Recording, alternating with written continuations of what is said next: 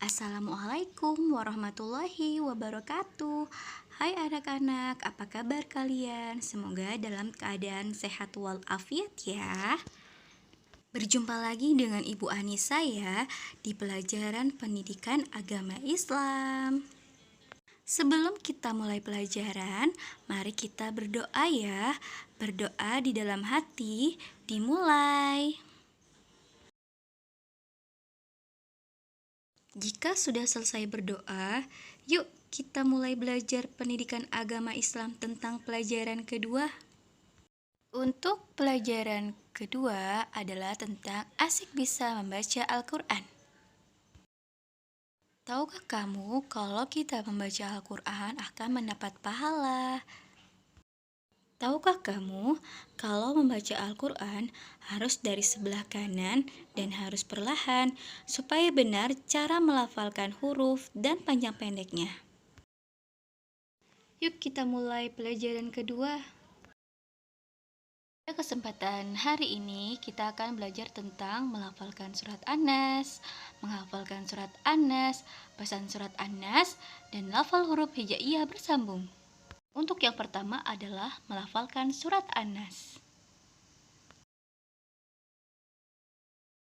Ayo kita lafalkan surat An-Nas bersama-sama. Bismillahirrahmanirrahim. Qul a'udzu birabbin nas,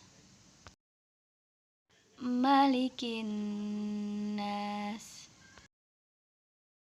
ilahin nas,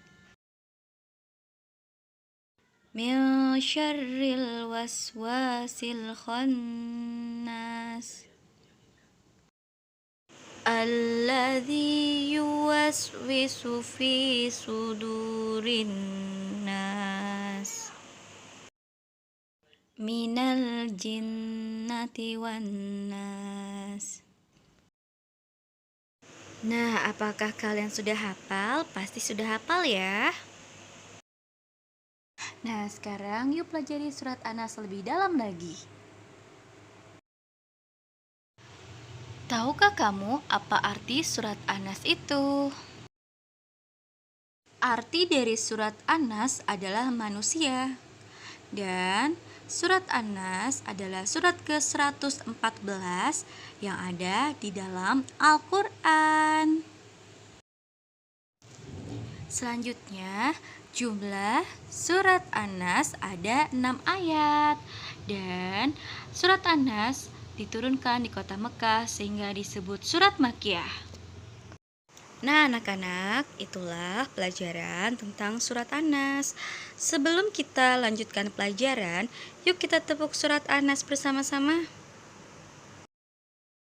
Anak-anak, sekarang kita tepuk surat An-Nas dulu yuk. Tepuk surat An-Nas.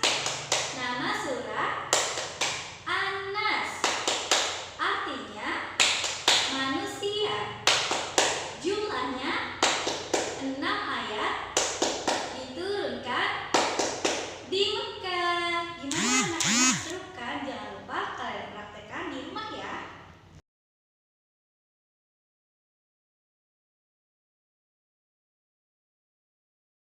Pesan surat An-Nas adalah berisi tentang perintah kepada manusia agar berlindung kepada Allah Subhanahu wa Ta'ala.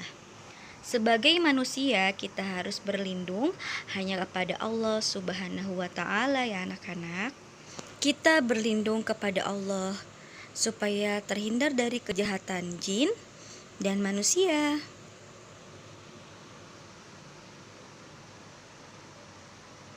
Tahukah kamu kalau jin itu berbahaya untuk manusia? Karena jin bisa membisiki kita untuk berbuat jahat dan maksiat, dan membisiki kita untuk lalai dalam beribadah kepada Allah.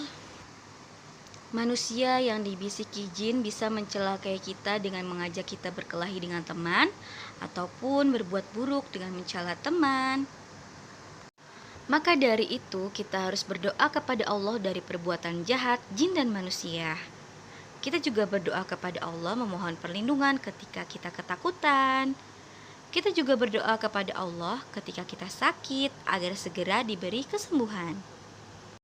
Inti pesan dari surat Anas adalah kita harus meminta perlindungan dan berdoa hanya kepada Allah Subhanahu wa Ta'ala.